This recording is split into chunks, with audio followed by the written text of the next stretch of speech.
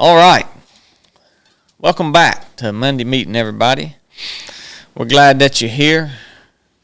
We got me and Chili, cornbread today. If you notice, the camera's trained on me today because Chad ain't here. He's had a hard pull. Yeah, we need to keep him in our prayers. Yeah. He's having a hard pull here lately. Yeah. And he's a bit under the weather. He is grinding. I mean, that's not something he's used to doing. Well, he ought to. He's took 4 vacations. Yeah. So we'll be in Acts chapter 14 today. Probably go ahead and finish up the book of Acts. Hope y'all studied up. Well, I mean, try to catch up a little bit here. Yeah, wow. I don't know about that.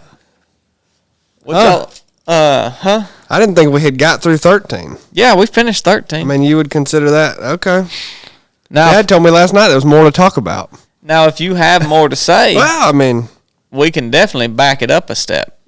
But I thought 13. We finished it. Did you? Yeah, I mean, we did go to the end. You know, we talked all the way about them shaking the dust off their feet, just quick. Yeah, whatnot. You got some more to put on that? No, I don't.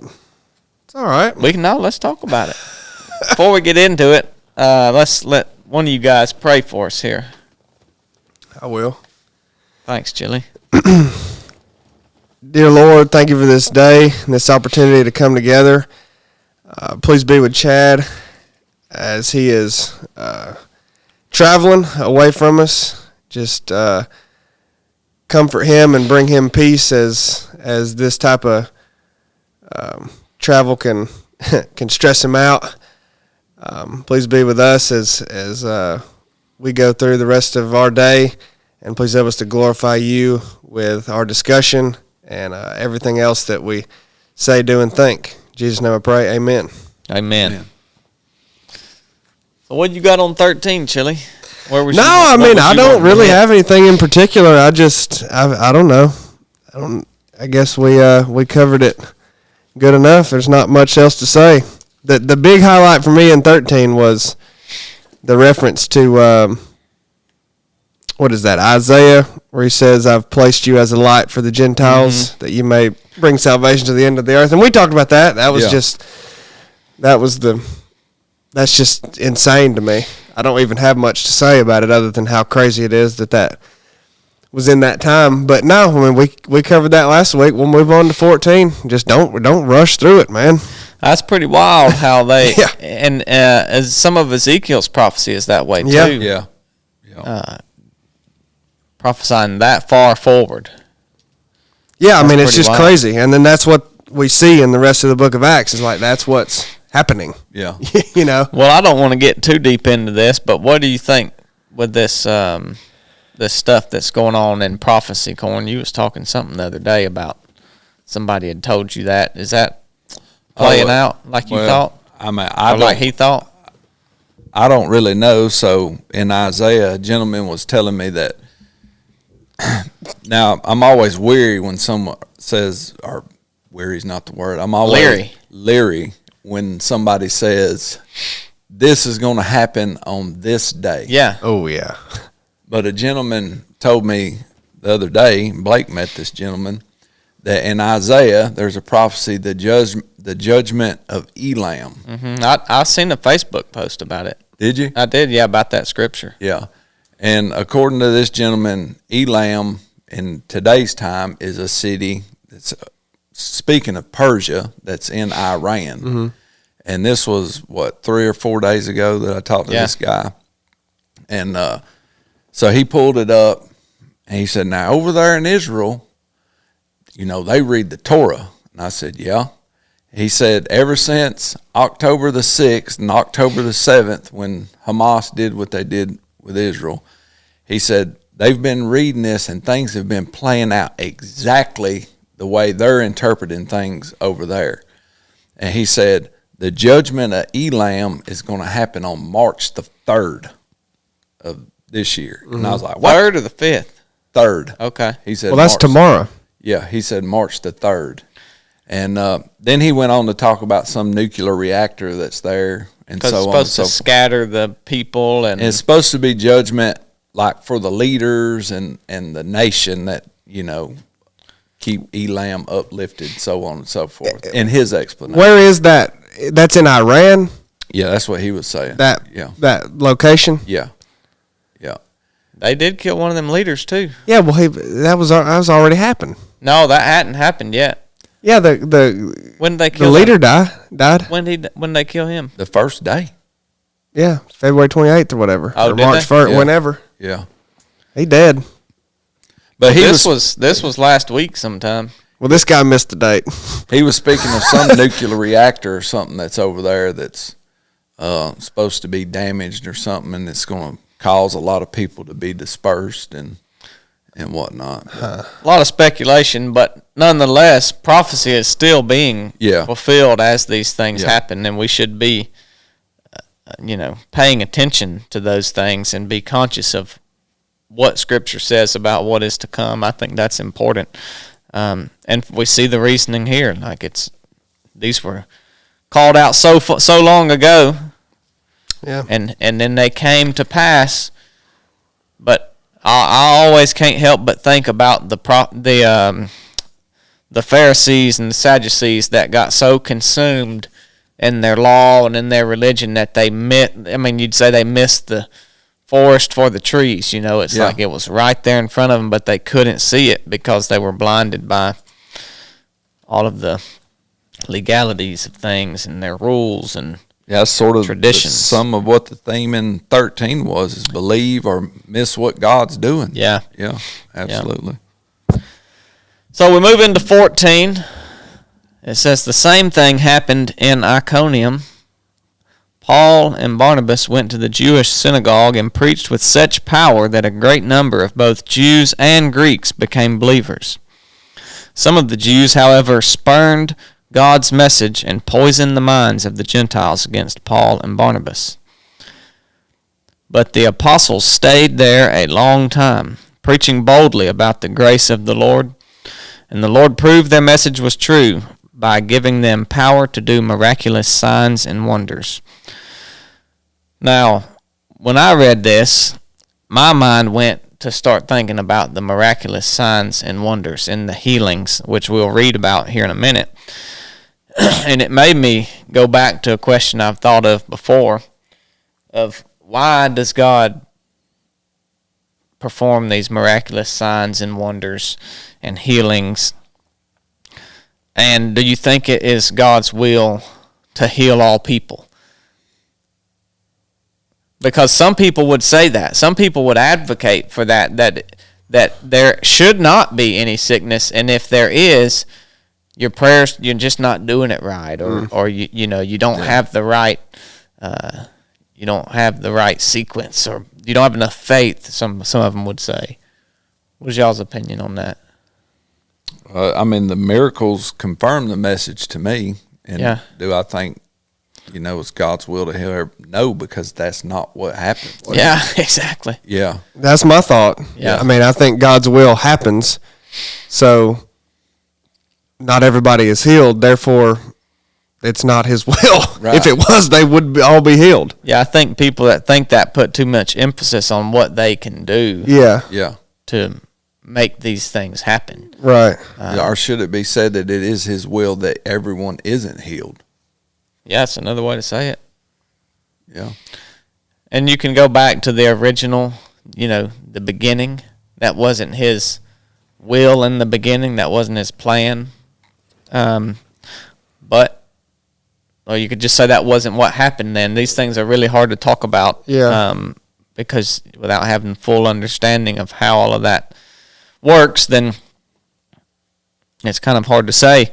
But as these signs and wonders happen, these healings happen, it becomes obvious that it is for his name's sake. It's for his glory, and it is to reveal his character and who he is and his power to the people here on earth. Because anytime that we see, and we'll read one and see how that happened here in just a second, but anytime that happens, it's not for us to get away with some sort of suffering, like, oh, now I don't have to endure that. And it's not so that we can hoard this stuff and claim glory over it or for it. which a lot of people will do. If we're honest, a lot of times that we pray for healing for people, it's because we don't want to endure it or we don't want them to have to endure it, right? Mm-hmm. If we're talking about healing specifically, but that could be spread to any sort of suffering. Most of the time, all our prayers consist of are help us not get sick, help this person that is sick, help this person that's suffering. And that's good, and God does do that. But their healing, their bypassing suffering is just a byproduct of God revealing his power and his name and his character to his people. Would y'all agree with that? Yeah, absolutely. Absolutely. You know, they would, it's not like we're Pavlov's dogs and with some sort of conditioning where it's like, if you do this, then you get this. Right. If you act right and say the right prayer, then I will heal you. It's not, yes, you do have to have faith. Yes, you do have to pray, but it's not this secret sequence of events that has to happen. Yeah. So my mind kind of went, I know that wasn't probably the focus of this section here, but when I started to read that and about the healing here, my mind went to those places. But moving on into... Look, can I say what my thoughts? So I thought what was interesting to me was in verse 2, but the unbelieving Jews stirred up the minds of the Gentiles and embittered them against the brothers on to 3. Therefore, they spent a long time there speaking boldly with reliance upon the Lord. And I've done this in the past, and I think a lot of other people do, because it's said quite often, like, my job's just to plant a seed, and I don't have to worry about the rest and go on. But, I mean, therefore, they spent a long time there. They seen that this was getting squashed or it was being fought against, and I thought, people that I've talked to or been around and was trying to help with the word and so on and so forth, you could see turmoil going on in their head and the things they consume and so much. And at times I'd been like, well, I just got to plant the seed and just move on, and didn't. I could have spent way more time with those people, what I mean? And there's different ways to do that, but that's one thing that stuck out to me. Yeah, and really it's saying that's the reason why they stayed. That's right, yeah. They stayed in spite of that, because of that. Yeah. A lot of times that makes us want to leave. We say, well, because we see that contrast, right? They just kicked the dust off their feet. Yeah. Because people weren't listening to them. Right. But here, now people, I guess the difference is now they are being, someone else is coming in and poisoning the mind rather than their initial rejection of, hey, I don't want to hear that. That's right, yeah. So that's a good point to bring up, and I think something we can apply even today when someone just shuts you down immediately and, turns you away, then, hey, according to this, they kick the dust off their feet, right? But when the seed falls on decently good soil, but the bird of the air comes along and plucks it up, then you might ought to stay there a little bit, killing them birds. That's right, yep. Right? I agree. That's a good point. You got anything on that section, Chili? No, not to there. So we've got there here, it says that a great number of both Jews and Greeks became believers. And they start to do these signs and wonders. Then the mob of Gentiles and Jews, along with their leaders, decided to attack and stone them. And the apostles learned of this, and they fled to the region of Lycaonia, to the towns of Lystra and Derbe and the surrounding area. So they didn't get stoned this time. Right. Here shortly they will. But this time they heard of it and they got out of there. So they moved on. They stayed there a while. I guess they'd had enough, said they was going to stone them, then they move on. And then they preached the good news in these new places that they went to. Then it shifts here. While they were in Lystra, Paul and Barnabas came upon a man with crippled feet. So here's a healing that's coming on. Paul realized he had the faith to be healed, so Paul called to him in a loud voice, "Stand up." And the man jumped up to his feet and started walking. And do you guys remember back in chapter 3? Let's see.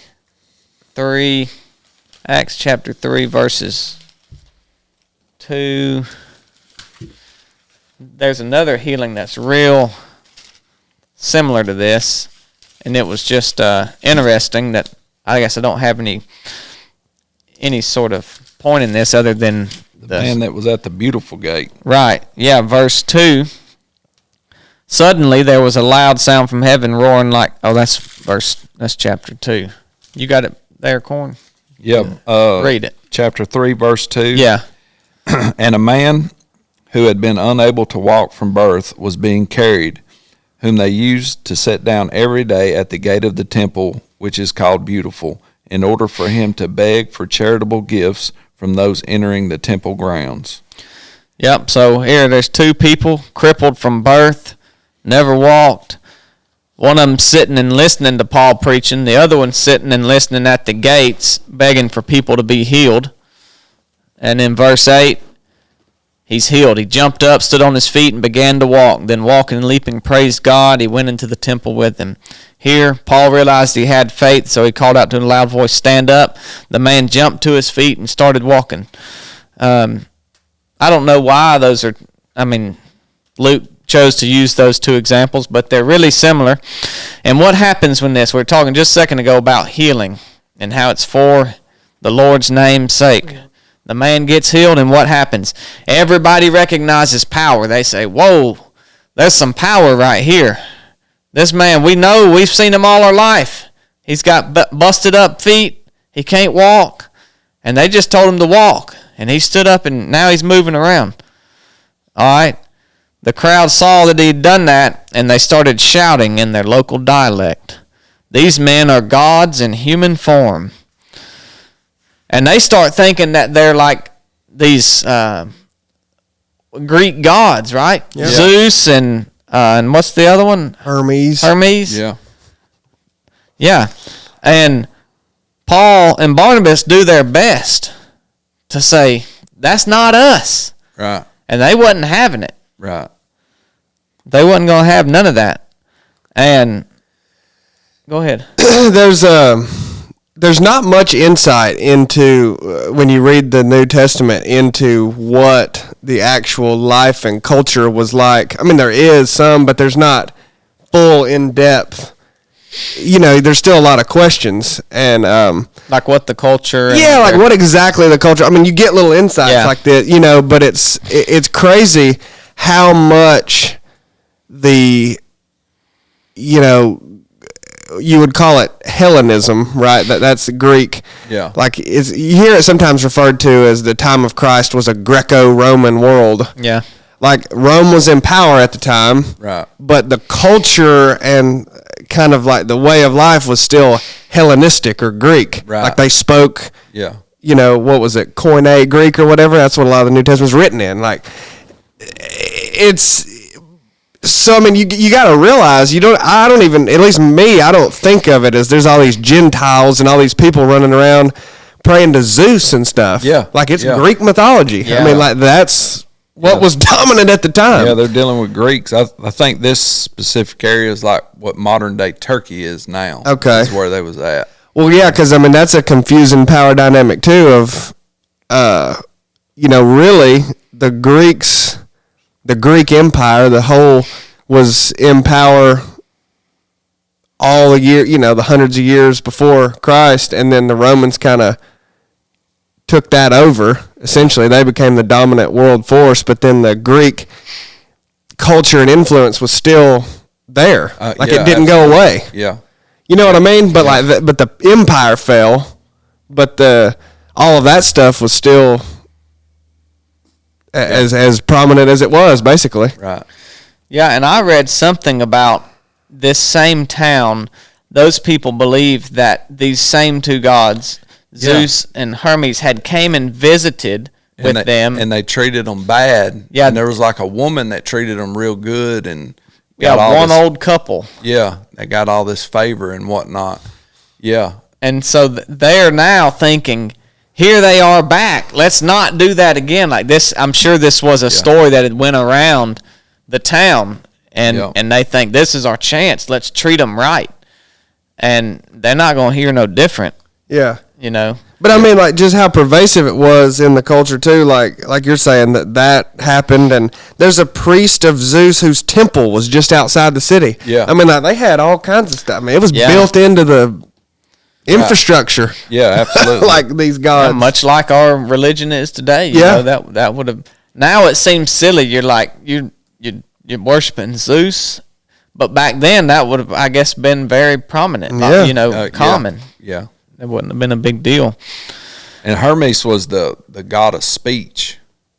Yeah, I didn't know what he was over. Yeah, he was the god of speech. Okay. He was Zeus's son. You know, Okay. Zeus overthrew the Titans, and he slept around and everything else. And Hermes was supposedly, you know, under their mythology, a son of Zeus. Yeah, we know it's not. Yeah. Yeah. So they tell these guys, it says, "Friends, why are you doing this? We're humans just like you. We've come to bring the good news that you should turn from these worthless things and turn to the living God, who made heaven, earth, sea, and everything in them." And then they start telling them about they've never left you without evidence. He's never left you without evidence. I don't know why they chose to use that to try to convince them. He says, in the past, he permitted all the nations to go their own ways, but he never left them without evidence of himself and his goodness. For instance, he sends you rain and good crops and gives you food and joyful hearts. Yeah, they're saying that God left you a witness. It's in what happens, you know, with the rain and your harvest and what. So that, I mean, the interesting thing about now is before they're dealing with the Jews who have a base understanding of God. Right. And now they're dealing with these Greeks that have this completely different God. Mm-hmm. You see what I'm saying? In Zeus. So they're saying, hey, you've always had a witness. Yeah. And it's right here, basically nature. Everything that's provided you sustainable life came from God. You've just turned that into the wrong. You've thought it's coming from the wrong person. Yeah. It reminded me of Romans, where it says, "No man is without excuse because God has revealed Himself through, you know, nature and just the world and how it operates." And that's, I think, they're saying kind of the same thing here. Is that, you know, even since the beginning, right, when Adam and Eve sinned, and God banished them from the garden, He still had grace with them because He still gave them food to eat. He still allowed the marriage. He still allowed them to live. There's still grace in that punishment that they earned, and they're telling the same thing here. But He never left them without evidence of Himself. He sends all of these things. But even in these words, Paul and Barnabas could scarcely restrain the people from sacrificing to them. So that's really it. Yeah. We don't get much more about them folks. One other thought, like, just about how prominent and powerful that is. I mean, we almost look at that Greek mythology like it's just silly and it was never even a big... I mean, think about it. There is a statue in downtown Rome of them two little babies suckling on the wolf tits. I mean, like, that's like... What is that all about, Romulus and Remus? That's just... Is that Greek mythology? Well, that had to do with Rome too, right? But I think Rome had a lot of that Greek mythology intertwined into their culture. Like, I don't know the full details of that, but I mean, we've got a statue of that now. Yeah. Like, that was a big thing. Yeah. I mean, that was the world, you know? Yeah. I mean, that as silly as it seems and as long ago as it seems like that was almost dispelled even before Christ, like all that old Greek, you know, they were over that. And, oh, man. Yeah. I mean, they're still making big movies about that it. stuff. I mean, it's huge. Like, there's something about I guess, that way of thinking, that idol worship that is powerful in a sense. Like, you've made a god for yourself of, like, whatever, the god of thunder and the you know, all the different, the god of the sea. Like, it's not real in the sense of, like, real power, but, like, the power that you give it's real in a way. Like, I don't know what I'm saying. Like when you make idol worship, like it's. Well, what is powerful is hope. Exactly. Hope is powerful, and when you choose something other than God, it still has a lot of power because you find hope in it. If you find hope in money and you get it, then you're going to say, I'm unstoppable. Yeah. And you're going to believe, but the problem is it's wrong. It's a lie. Yeah. It's not real hope, and it's going to let you down every single time. And that's a good point, Chili.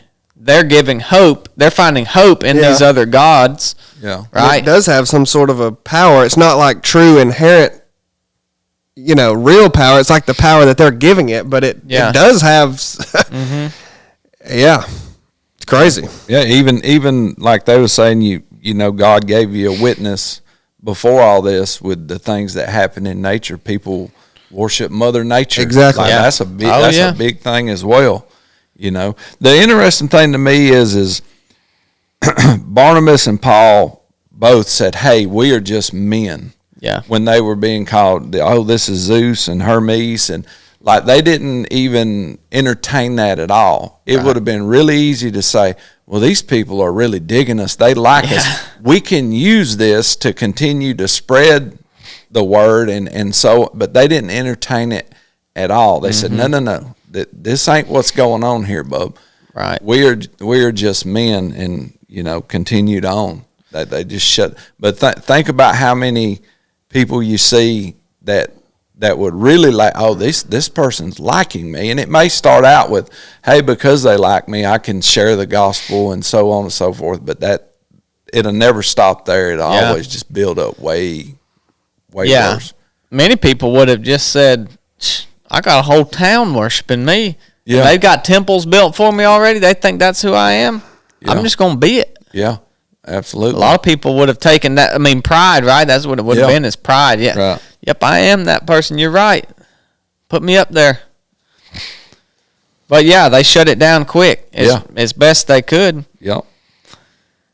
And in verse 19, it says, Then some Jews arrived from Antioch and Iconium and won the crowds to their side. I'm assuming the same crowds that were these Greek god worshippers.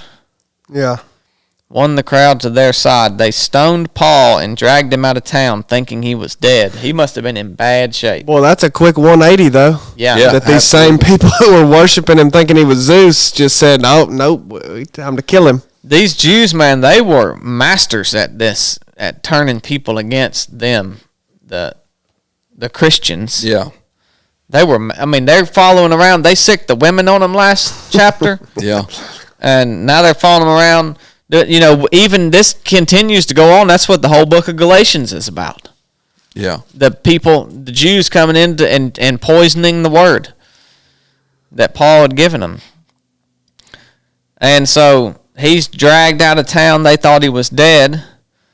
But as the believers gathered around him, he got back up and went back into the town that they just drug him out of. And he left with Barnabas for Derbe.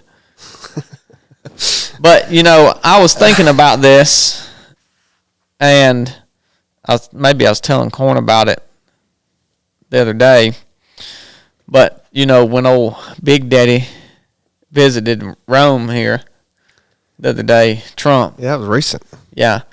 Well, here I was and went down to town. I had to pick my kid up from school.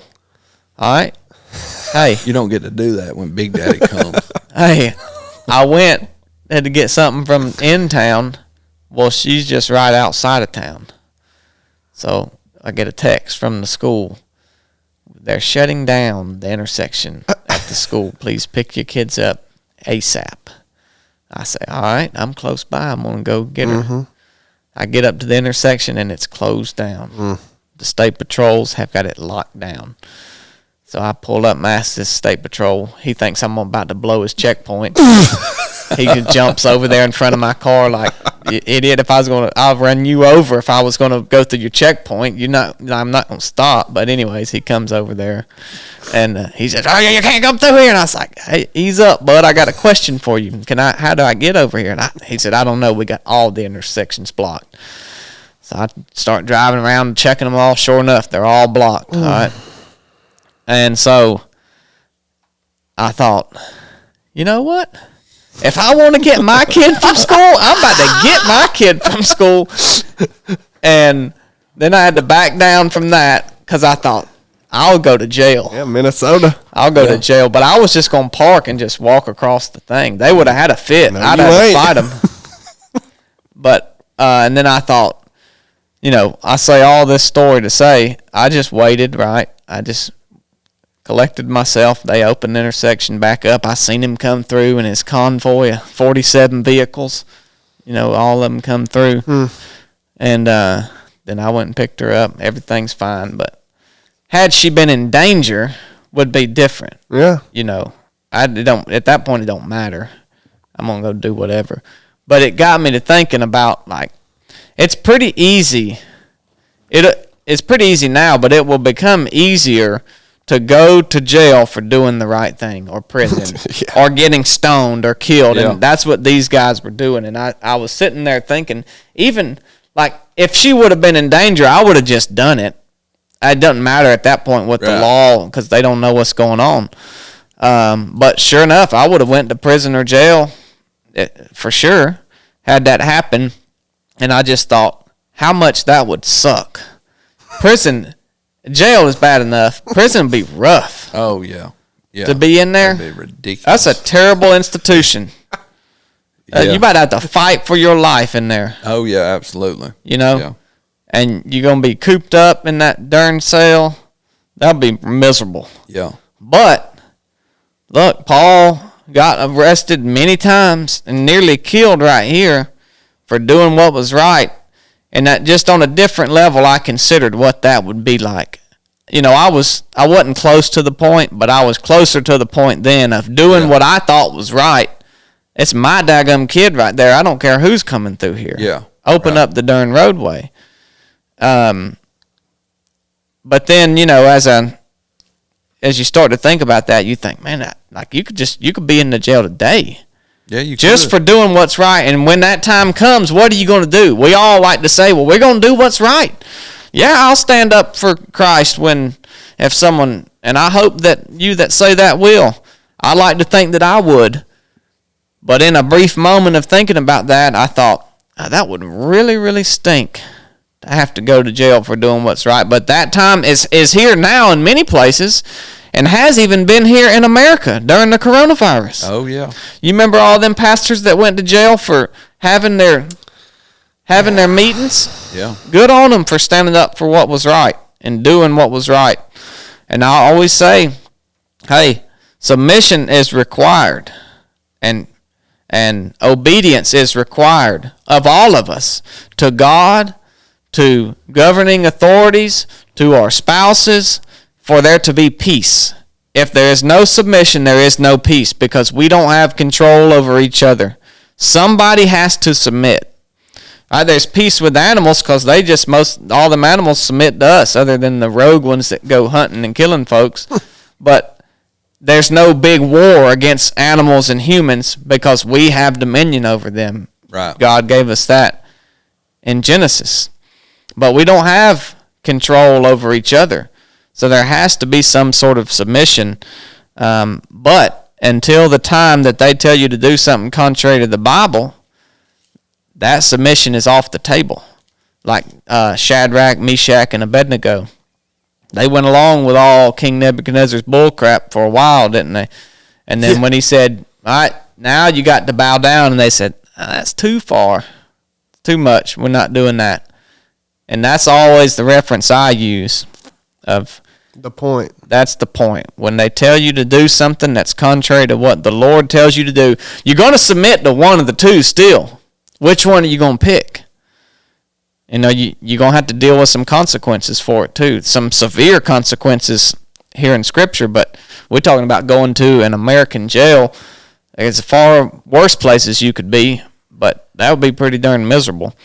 But here they nearly killed Paul. Yeah. For standing up for what was right. And so as I read that, and I read about what they endured, and then I think about here, I just thought about that one example, where I was just on the cusp of doing something I felt was right. Not, for standing up for the faith, but right, but illegal at the time.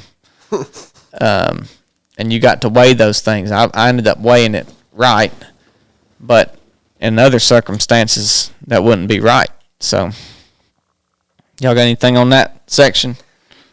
No, I don't. You think Paul was bad off, or the Lord had, in a sense, protected him, and they just thought he was worse off than he was? Like, basically, he gets up immediately and just walks in the city, it says. Oh, yeah? So it's like, I wonder, If he wasn't playing possum? was he really bad off, and they thought he was dead, and he just, just a tough mug, got up and walked out? Or if, in a sense, the Lord protected him, he really wasn't even that injured, and they just figured he must be, and just left him alone, and he was actually okay and got up and does that understand what I'm... Yeah.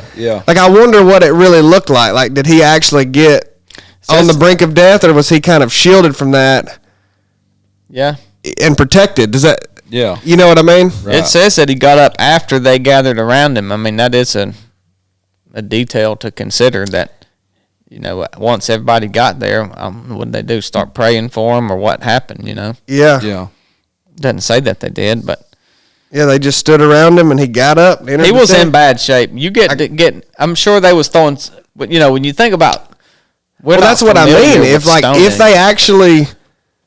we see later God allows him to get in bad shape, but he almost this is just a thought. Like, did he shield him essentially? Like, he really wasn't taking the damage from that he would have otherwise. You know what I mean? Yeah. That may be a crazy thought, but I'm just wondering. Yeah. No, I don't know. Because he just got right up. Like, how do you do that if you're in real bad shape? Yeah. That's a brutal way to get killed. Yeah. Oh, yeah. Go ahead. You're going to have big knots all over you and busted open spots. And that's blunt force trauma. Yeah. Over and over and over again. Right. Yeah, that's rough. Man, imagine being the man there casting that stone. And they're not throwing brutal. gravels. No. They're throwing rocks. Yeah. Yeah. Type 3. Yeah. Rip-rap. Yeah. That's rough. But he gets up, look, and then he goes back into the town. He's not worried about nothing. He goes right back into the town. Next day he leaves. I guess Barnabas didn't get stoned. Yeah. Which one was... they thought Barnabas was Zeus. They might have been scared to fool with him. I thought they thought Paul was Zeus. No, they thought Paul he was Hermes. That's right. Since he was the chief speaker. Yep.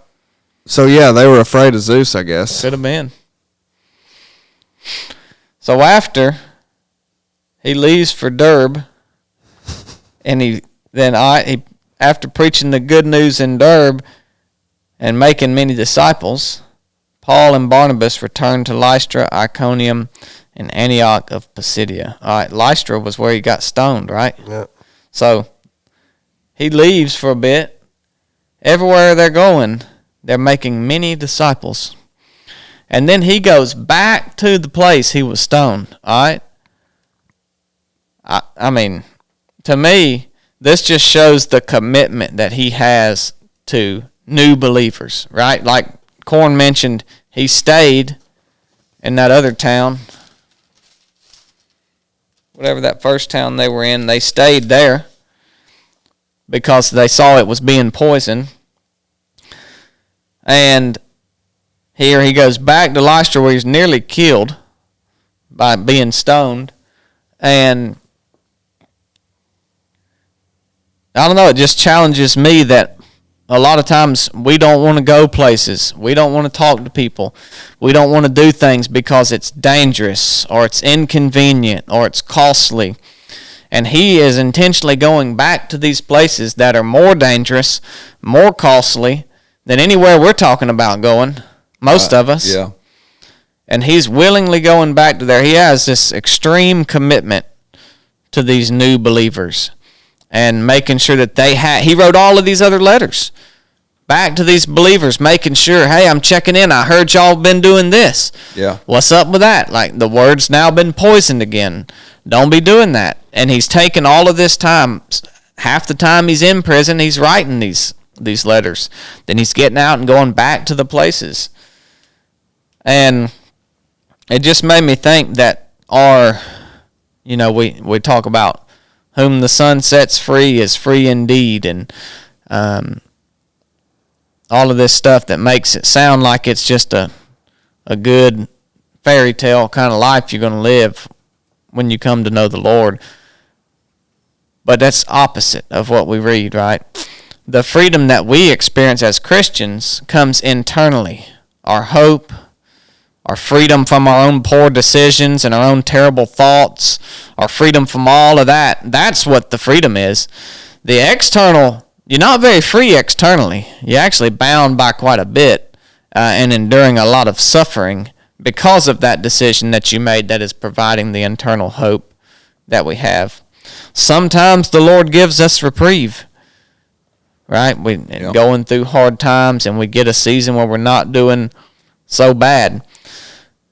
But every time I think about things like this, it really challenges me in the way that I am living and the things that I'm doing. You shouldn't go seek pain and suffering because you're a Christian. That's not what I'm saying. I'm not saying you should go try to share the gospel with the North Sentinelese people who've killed every Christian that's been going out there, right? But I am saying that if you feel led to do something, if you know that you should be doing something, you shouldn't not do it because it's going to be costly. Just know that it's going to cost you and that it might be dangerous, right? I mean, look, not everybody has to go international, but going over there is costly. It costs a lot of money. It also costs a lot of security. You know, you don't know what's going on in them countries. You're a darn outsider. You don't know where to go, who to be around. You don't know what's going on. But if you feel like that's what you should be doing, then go do it. You're safer over there living for the Lord than you are back home sitting in your recliner being safe. Right. Making sure nothing happens to you. You got to use some logic with it. I mean, a bit. But sometimes it's totally illogical when you're following the call of the Lord on your life. What are you looking up over there, Chili? Just about how every time they were going into these cities, and, you know, I envision the Jews and all the Gentiles being very separate. You know, like, it's odd to me when in the beginning of 14 it says they go to Iconium, they enter a synagogue and spoke in such a manner that a large number of people believed, both of Jews and of Greeks. And I'm like, well, how are these Greeks hearing that and believing that in the synagogue? But I think there was more allowance of Gentiles and Greeks into the synagogues or certain courts of the synagogues than I had previously thought. Like, I think I was just under a false assumption that they was totally separate. But I think that's how it was happening, is they would hear about them coming, or they would hear about what was going on, and like, it was people, I think that, you know, like, considered God-fearing, I don't know why I put air quotes, I mean, God-fearing Gentiles. Yeah. They weren't Jews, but they weren't real hostile to them, you know what I mean? Yeah. I think the main thing is non-Jews weren't allowed to go into the temple in Jerusalem, but the synagogue spread out all over. It was like, yeah, if you want to come hear it, like, you can.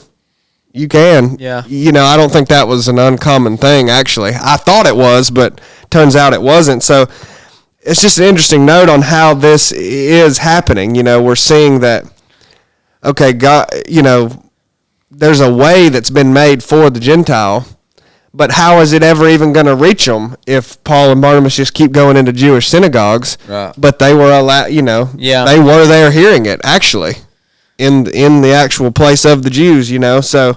Yeah, I'm sure it was a big deal when these people rolled into town. Yeah. When Paul and Barnabas came in, it seems that they kind of knew. Yeah. Where the people knew where they were going. from their even the other Jews showing up to come against them, they knew where they were headed to. Yeah. And the people probably knew they were coming. Word didn't get around quite like it does today, but I'm sure it spread. Hey, Paul and Barnabas, he was just stoned to death in Lystra nearly, and here he's preaching here today in Derbe. Everybody of Derbe probably thought, let's go see what he's talking about. And how did that word get passed? I do wonder that. Yeah. I mean, people were writing letters. They wasn't quite as common then, but Paul would write these letters to the church. I don't know if it could. They were staying some places for years. Yeah. And here at Acts 14, it says the apostles stayed there a long time were they in Iconium there at the beginning? Yeah, I mean, a lot of these times, I guess it is a pretty lengthy period of time. It's enough time for them to arrive at a city, someone to take note of that and hear them early on. Yeah. Make travel ahead of them to another place, tell them about it, so then they're like, dang, what if they're coming here? You know what I mean? Yeah. Like and that then when they show up, they're like, oh, dang. These are those guys. Because if you look on the map here, Iconium, Lystra, they are probably, I don't know, maybe 20 miles apart. Yeah, it's walking distance. Derbe is probably about 100 or more miles from Iconium. So it's quite a ways. Then Antioch's even further than that. There's 2 Antiochs on here. One in near Pisidia and then one a little further off. But so they were doing some traveling. Yeah, and other people were too, ahead of them. Like, we don't get a lot of word, but maybe the disciples were going ahead of them. Maybe it was non-believers. Like, it's just, I guess it makes me think of all of the steps and all of the things, all of the puzzle pieces that have to come together for Christianity, the message of the gospel to have spread like it did. Like, we hone in on what Paul and Barnabas were doing, but it's like, if they didn't have all these other factors and these other people, maybe even non-believers, telling other people and spreading this and that, it wouldn't have happened. Yeah. I mean, it wouldn't have taken. They couldn't have talked to enough people or traveled enough. You know what I'm saying? And I think that's a lot of, again, why the healing, the signs and the wonders, because that's a significant thing. Yeah. When that happens, then it's different than, hey, Paul said that Jesus was the Messiah and here's the reasons. Now, his resurrection, that's a big thing. I'm sure that word got around, but he continues to heal in these local towns, and that meant a lot, especially to the person and the family who was healed. You can bet they're going to be talking about it. Right. But then even the other people of the town that say, darn, you remember that guy? He hadn't walked all his life, and all Paul said was get up, and he walked. That word is going to get out. And if that wasn't there, I have to think that the word wouldn't have spread as quick because it wouldn't be as significant of a thing to talk about. Yeah. Well, it's just the magnitude of what needed to take place beyond just Paul and Barnabas for this to spread.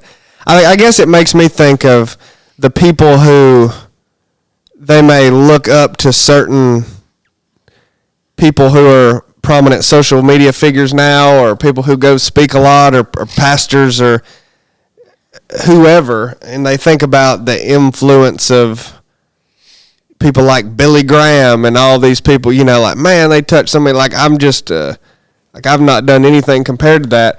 I mean, there's probably individuals that, like I said, went ahead of Paul and Barnabas and told about them that if you really broke it down, they reached more people. They reached so many people.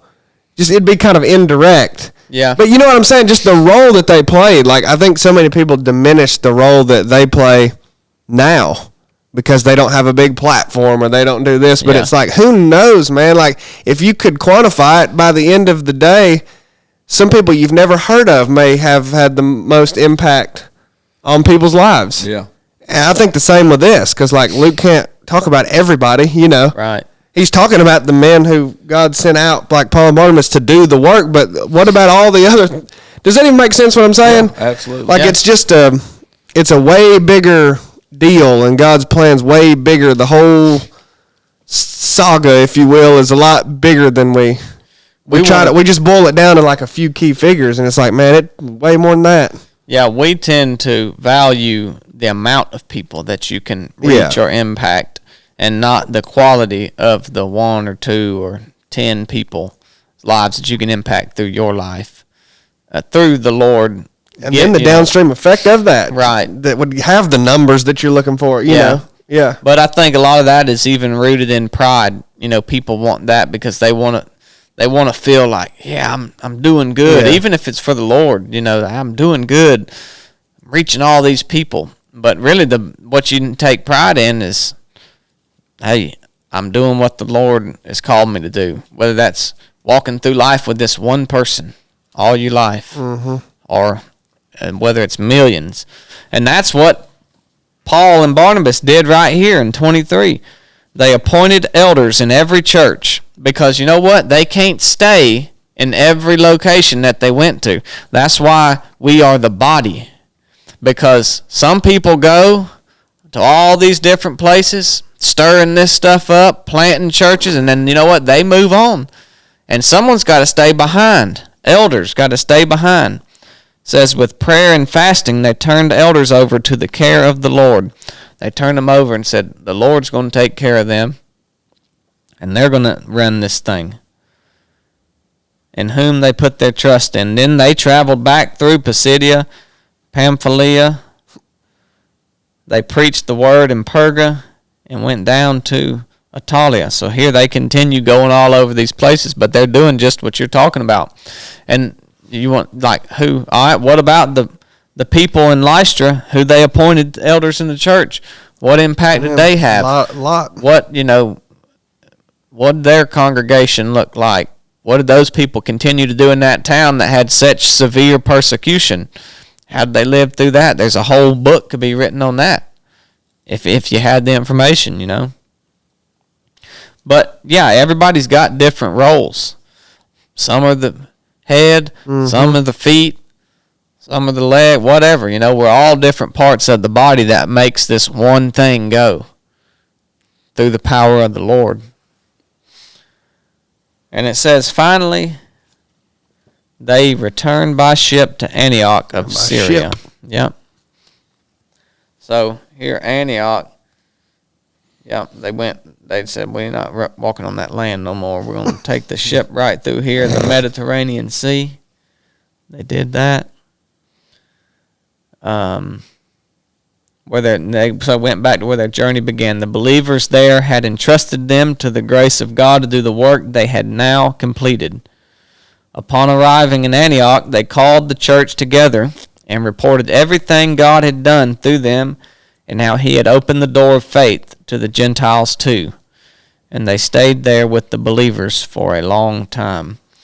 And this was years later from when they left that initial spot. Yeah. This had been years later because they had stayed several places for a long time up to this point. So we're reading one chapter, but many years have passed through these different accounts. And so they get back. They're telling this news. Hey, while we were gone, the Lord said that this is for the Gentiles too. I'm sure that was news to them, some of them. And they call them all together. And so in chapter 15, we're going to read about the first council, the Council of Jerusalem. So we'll get into that next week. Y'all got anything else to add? I don't have nothing. No. That's it. That's 14. That's 14. Thank you guys for tuning in. Thank y'all for supporting the podcast, supporting us on Patreon. We about to record a comms check for y'all. A whole nother podcast we do. We put out so many podcasts, it ain't even funny. Just grinding. I mean, we just grind them. So if you can't get enough, then go sign up on Patreon. All right? All tiers gets the comms check. Comes out every Friday at 8 o'clock. We talk about what's going on in our life. Chili shares personal details. Many of you people that are interested in Chili's personal life, he talks about that. That's not something that you get for free, bub. So he gives that information. We talk about our lessons we're learning, try to provide some value to you. Chili's just providing, making what is private public. We love you guys. Thanks for tuning in. We'll see you next time.